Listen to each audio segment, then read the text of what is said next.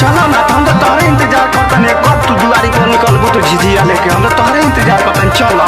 अरे तो चलो चलो चलो चलो सखी झिझिया खेले चल ना बिरदार बनवना सखी झिझिया खेले चल ना बिरदार बनवना ओही जा झिझिया नचावे के करत मनवना ओही जा झिझिया नचावे के करत मनवना कैसे झिझिया खेले चलब बिरदार बनवना लागे डोइनी से डारवा का भी बदनवना कैसे झिझिया खेले चलब बिरदार बनवना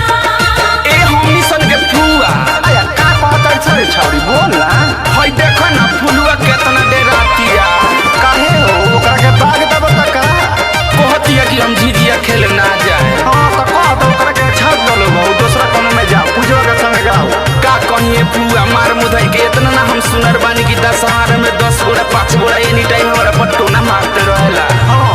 हनी हनी जादू चलावेली जोगिनिया सुखा दी है डिबिया के दिलवाना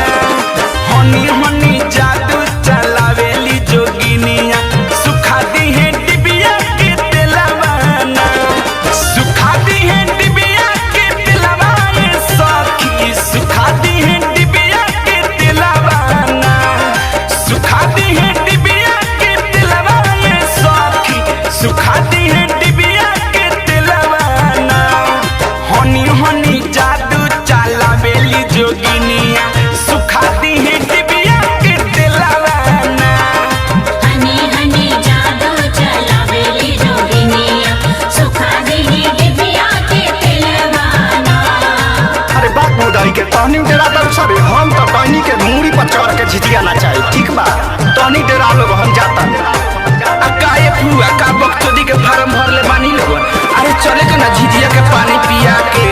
आ होने बड़ा निमन ड्रामा होता नाच होता ओही में सब उगाइल है सब ओही में मेरा पता होई चली ना चलो चलो इस सखी रे मुड़िया पर नाचता